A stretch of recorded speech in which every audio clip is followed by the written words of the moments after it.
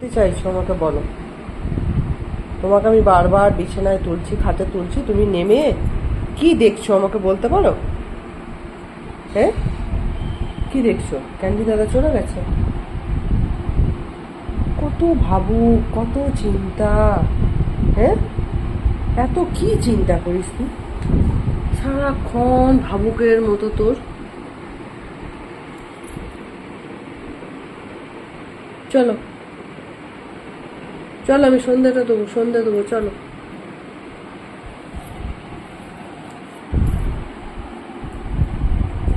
যাবে না, তুমি দুষ্টুমি করবে না কিন্তু, বলে দিলাম। এদিকে এসো, এদিকে এসো।